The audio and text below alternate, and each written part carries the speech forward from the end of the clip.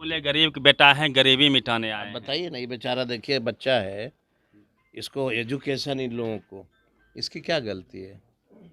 17 साल से राज कर रहे हो, 10 साल से दिल्ली में राज कर रहे हो, तो होना चाहिए ना। इनका पैसा है, इनको पढ़ाने की जिम्मेवारी कौन लेगा? सब सर्वप्रथम हमारा है कि हर हालत में गया में एम्स बनना चाहिए। ये गरीब लोग हैं। अब बताइए, जो बैठी इनको पटना जाने का भाड़ा है? किसानों के लिए देखिए कितना बड़ा चीज़ हमने गया में दिया।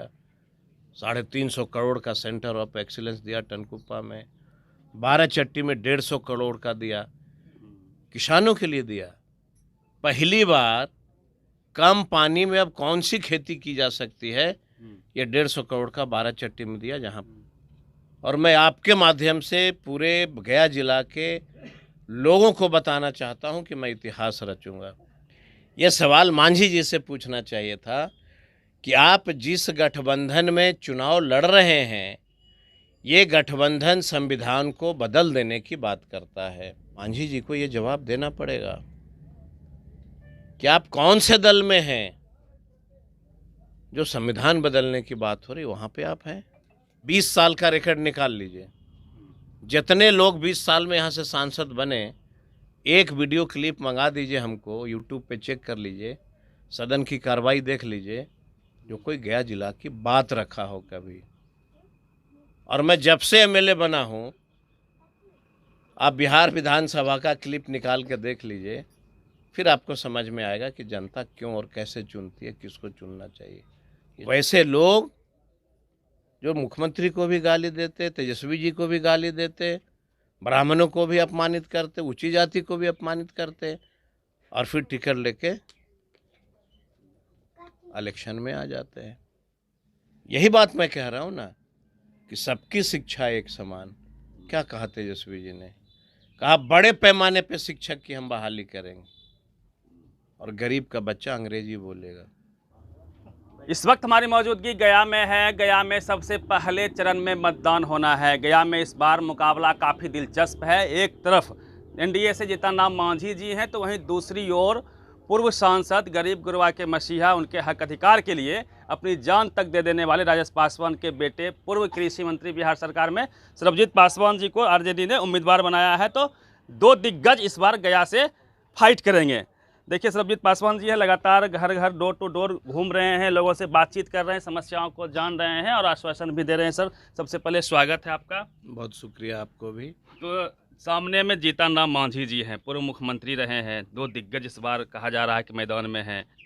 देखिए, सबसे बड़ी बात है कि जो गया का युवा है ना, जो गरीब गुरबा है, जो सभी जाति धर्म के लोग हैं ना, सबके मुंह से एक ही बात है कि सर्वजीत का काम, सर्वजीत का व्यवहार, आचरण, तो कोई पार्टी नहीं, सर्वजीत, तेजस्वी जी का सिपाही, यही सबका नारा। और मुझे ये कहते हुए बहुत खुशी हो रही है कि चाहे जो जाति धर्म के लोग हों, सब कहते हैं कि सर्वजीत। तो ये मैं बहुत ही भाग्यशाली हूँ कि मुझे जनता इतना प्यार और स्नेह देती है। इसलिए देती है कि आखिर देश में कौन ऐसा नेता है जो युवा का बात करेगा, कौन ऐसा नेता है जो इन गरीबों का बात करेगा। ये गरीब लोग हैं। देखिए, प्रधानमंत्री कितना ढिंढोरा पीटते हैं, हमने मकान दे दिया, देख लीजिए मकान मिल गया। अब जो युवा बेरोजगार थे, बड़े पैमाने पे जब बिहार में युवाओं को नौकरी की शुरुआत की गई, तो देखे मुख्यमंत्री जी भाग गए। और आप देखे होंगे कि जिस दिन जातीय जनगणना की रिजल्ट हो रही थी सदन में, उसी दिन देश को बताना था कि बिहार तेजस्वी जी के नेतृत्व में एक ऐसा राज्य है जहाँ पे जातीय जनगणना हुआ है। और हम लोग जो गरीब गुरबा, उसमें यही हुआ था ना, किसका मकान नहीं है, किसके पास नौकरी नहीं है, कौन कितना पढ़ा है, उसके बाद फिर नई पॉलिसी लाना था, आर्थिक सर्वे। तो मांझी जी ने उस दिन क्या कहा? जातीय जनगणना जब पटल पे रखी जा रही थी, उन्होंने कहा कि मुझे मुख्यमंत्री ने गाली दिया, सदन में मुझे बेइज्जत किया। 10 दिन पहले तक पूरे गया के एक एक प्रखंड में उन्होंने कहा कि मैं दलित था इसलिए मुख्यमंत्री ने मुझे गाली दिया, और 10 दिन बाद मुख्यमंत्री का गाली अमृत हो गया। अब मन से क्या कर रहे हैं 10 दिन बाद, मुख्यमंत्री तो बड़ा अच्छा आदमी है। इसलिए गया जिला का युवा, आंगनबाड़ी की दीदी, जीविका की दीदी, आशा की दीदी, टोला सेवक, विकास में तमाम लोग जो हैं, सभी जाति धर्मों के लोग जो हैं, जिसकी बात मैं करता हूँ, मैं कभी ब्राह्मण को गाली नहीं दिया, मैं कभी राजपूत भूमियार समाज को अपमानित नहीं किया। वैसे लोग जो मुख्यमंत्री को भी गाली देते, तेजस्वी जी को भी गाली देते, ब्राह्मणों को भी अपमानित करते, ऊंची जाति को भी अपमानित करते, और फिर टिकट लेके इलेक्शन में आ जाते हैं। तो ये जनता को फैसला करना है। मोदी जी सर जमुई में आए, फिर नवादा में आए, तो पिछली बार जिस प्रकार से 14 में 19 में रोजगार पे बातें कह रहे थे, 2 करोड़ देंगे, 15 लाख रुपया देंगे, लेकिन इस बार शायद भूल गए, या उनके भाषण पे क्या कहेंगे? मंदिर की बात करते हैं कि 500 साल से जो मंदिर नहीं बना, हम मंदिर बना दिए हैं। रोजगार, महंगाई पे कुछ नहीं बोल रहे हैं मोदी जी। नहीं बोलेंगे ना, वो गरीब की पार्टी है, नहीं है ना, वो गरीब की पार्टी नहीं, वो पूंजीपतियों की पार्टी है, तो उसकी बात करेंगे वो। और यहाँ क्या चाहिए युवाओं को? नौकरी, रोजगार, गरीबों को मकान, कपड़ा, यही चाहिए ना। इतनी उम्मीद से उनको जो है लोगों ने चुना था कि गरीबों के लिए कुछ करेंगे, और आए और कहा कि मैंने भ्रष्टाचार मुक्त भारत बना दिया।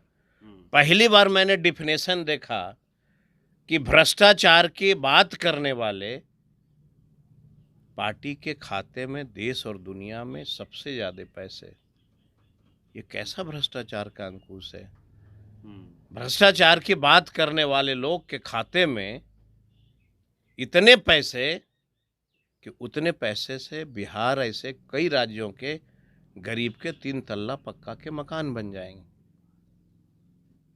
तो मैं तो अपील करता हूं, प्रधानमंत्री जी, आपके पार्टी के खाते में जो पैसा है वो दान दे दो बिहार में गरीबों को। ये आके बिहार में घोषणा करना चाहिए था।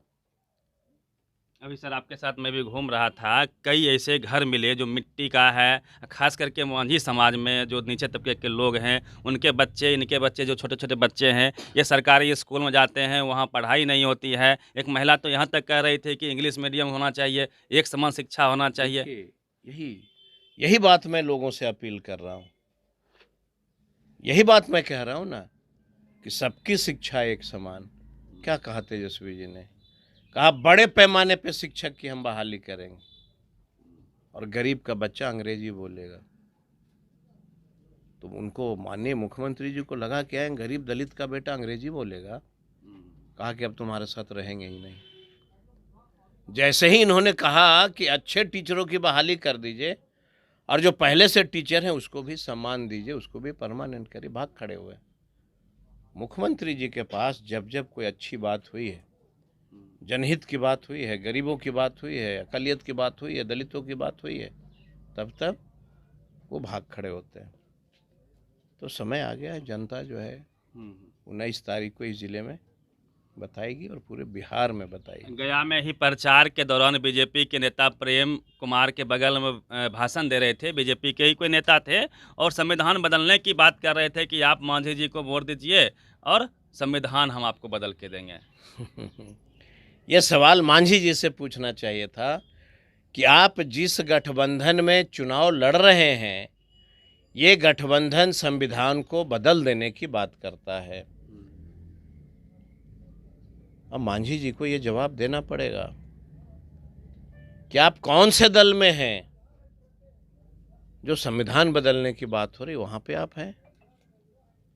कहते थे कि मंदिर में गया तो मंदिर को धो दिया गया गंगा जल से। वो कभी भी कुछ भी कहेंगे, मुझे भी, चूंकि मैं तो पिता तुल्य मानता हूँ, पूछिएगा तो मेरे बारे में भी कई तरह की बातें बोल जाएंगे। तो बड़े हैं, बुजुर्ग हैं, लेकिन मुझे लगता है कि राजनीति में हमेशा से मधुर वाणी और अच्छे शब्द का प्रयोग होना चाहिए। गरीबों की बात होनी चाहिए, नौजवानों की बात होनी चाहिए, चाहे किसी पार्टी के नेता चाहे हों। किसी दल के लोग हों। और जो लोग कह रहे हैं संविधान बदल देंगे, मुझे लगता है कि उनको राजनीति की एबीसीडी की ज्ञान नहीं। उसी संविधान से देश बदलता है। संविधान बदलोगे तो क्या देश बेच डालोगे? ऐसा नहीं होता है। बोलने दीजिए, और जनता के हाथ में ताकत है, जनता तय करेगी। मोदी जी बोल रहे हैं डंका बज रहा ऑस्ट्रेलिया में, जापान में, यूरोप में, हर जगह भारत सरकार। वो वही बात बोलते हैं जहाँ पे बिहार का, देश का कोई गरीब गुरबा वहाँ जा नहीं सकता है, उसको देख नहीं सकता है, वही बात बोलते हैं। नीरव मोदी तो गए ना सर, यही तो कहा, चौकसी गए। ये गरीब जहाँ हम बैठे हैं, ये कभी जो है अमेरिका जापान जो है गला है तक है। नहीं गए हैं। नहीं। इतना गरीबी में आप लोग कैसे जीते हैं? कैसे जिए? महंगाई भी है, बहुत महंगाई। बहुत महंगाई है। अपना घर मकान जमीन उमीन है? ना को हमारे कुछ जमीन नहीं। ये सर दलितों की हालात है इस देश में। 29% लोगों के पास ज़मीन नहीं है, अपना मकान नहीं है, शौचालय बाथरूम बनाने के लिए उनके पास ज़मीनें नहीं है। ये हालात हैं, कैसे बदलेंगे सर? तेजस्वी जी का नारा क्या था? तेजस्वी यादव जी की नारा क्या थी? रोटी कपड़ा और मकान। तभी हुई जातीय जनगणना, आर्थिक जनगणना। यही ना हुआ कि आर्थिक रूप से चाहे वो किसी जाति के लोग हों, उनकी क्या स्थिति है, उसकी जांच होगी। जांच होने के बाद उसके लिए नई शुरुआत होगी, नई काम होगी। लेकिन वो करने देंगे तब ना। मुख्यमंत्री जी क्या क्या क्या क्या बोलते हैं, मांझी जी भी वही बोलते हैं, मुख्यमंत्री जी भी वही बोलते हैं। कभी मुख्यमंत्री से देश की महिला आहत होती है, तो जितना मांझी जी से कभी ब्राह्मण आहत होते हैं। मुद्दों की बात नहीं हो पाती। मुद्दों की बात नहीं होती, मुद्दों की बात। मोदी जी बोले गरीब के बेटा है, गरीबी मिटाने आए हैं। बताइए ना, ये बेचारा देखिए बच्चा है, इसको एजुकेशन इन लोगों को, इसकी क्या गलती है?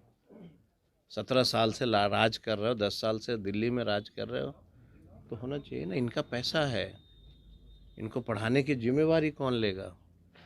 ये तो लेनी पड़ेगी ना। अच्छा एजुकेशन के लिए ना टीचरों की बहाली हम लोगों ने किया था। किसानों के लिए देखिए कितना बड़ा चीज़ हमने गया में दिया। 350 करोड़ का सेंटर ऑफ एक्सीलेंस दिया टनकुप्पा में। 12 चट्टी में 150 करोड़ का दिया, किसानों के लिए दिया। पहली बार कम पानी में अब कौन सी खेती की जा सकती है, ये 150 करोड़ का 12 चट्टी में दिया। जहाँ पे आप तो लड़ गए थे खाद के लिए, विधानसभा में भी भिड़ गए थे, कृषि मंत्री जब थी। किसान ही न देश का भगवान है। किसान से बड़ा इस देश में कौन हो सकता है? अगर कोई देश में कोई ईश्वर रूपी है, वो किसान है। किसान की बात करनी पड़ेगी, इसलिए हमने किसानों के काम किया है। लगातार हिंदू मुस्लिम मंदिर मस्जिद के सेगमेंट को उभारने का बीजेपी प्रयास कर रही है। जनता से सर क्या अपील करेंगे? हम तो यही कहेंगे कि पहली बार गया के लोकसभा सीट से कोई एक ऐसा लड़का लड़ रहा है जो आपके बात सदन के माध्यम से सरकार को अवगत करा देगा, और काम करेंगे। जहां बैठे हैं जी सर, इस इलाके में ये हालात है, कैसे लोग रहते हैं, मैं देख करके घूम करके बहुत अफसोस करता हूँ। कनेक्टिविटी, सड़क मिलनी चाहिए ना। 75 साल देश आज़ादी का हो गया, सड़क नहीं है, पानी नहीं है, बिजली नहीं है। ये कौन जिम्मेवार है? जिम्मेवारी लेनी पड़ेगी, काम करना पड़ेगा। हम मांझी हैं, हम बहुत बड़े नेता हैं, ये कह करके जनता वोट नहीं देती है। सभी समाज के वोट जो है वैसे व्यक्ति को देता है जो काम करता है, जनता की आवाज़ को सदन में बुलंद करता है। आप 20 साल का रिकॉर्ड निकाल लीजिए, जितने लोग 20 साल में यहाँ से सांसद बने, एक वीडियो क्लिप मंगा दीजिए हमको, यूट्यूब पे चेक कर लीजिए, सदन की कार्रवाई देख लीजिए, जो कोई गया जिला की बात रखा हो कभी। और मैं जब से एमएलए बना हूँ, आप बिहार विधानसभा का क्लिप निकाल के देख लीजिए, फिर आपको समझ में आएगा कि जनता क्यों और कैसे चुनती है, किसको चुनना चाहिए, ये सब वहाँ से पता चल जाए। तो जहाँ मैं बैठा हूँ 12 चट्टी विधानसभा का इलाका है, और मैं आपके माध्यम से पूरे गया जिला के लोगों को बताना चाहता हूं कि मैं इतिहास रचूंगा। इस बार गया इतिहास रचने जा रहा है। बिल्कुल बिल्कुल। मोदी जी फुल कॉन्फिडेंस में कहते हैं 400 पार। हम तो उनकी टीवी अखबार भी दिखा रहा है सर हम 400 उनकी पार। चर्चा ही नहीं करते। हमारे लिए वो देश के प्रधानमंत्री हो सकते हैं, हमारे लिए कुछ नहीं है। हमारे लिए जिला का जनता है, हमारे लिए तो वही है ना। कितना खूबसूरत देश है ये, हिंदू मुस्लिम सिख ईसाई हम सब हैं भाई भाई, क्या नारा था। इस नारे को बदनाम करके देश को खत्म करना चाहते हैं लोग, वो नहीं होगा। हम सब भाई हैं, सब मिल करके रहेंगे, देश को ऊंचाई तक ले जाएंगे। गया में वैसे कौन से कामों को सर आपने चिन्हित किया है, चूंकि लगातार आप क्षेत्र में घूम रहे हैं, यदि देखिए, मौका काम मिलता तो सबसे मैंने, पहले करेंगे आप? सर्वप्रथम हमारा है कि हर हालत में गया में एम्स बनना चाहिए। ये गरीब लोग हैं, अब बताइए जो बैठी इनको पटना जाने का भाड़ा है, जा सकता है ये?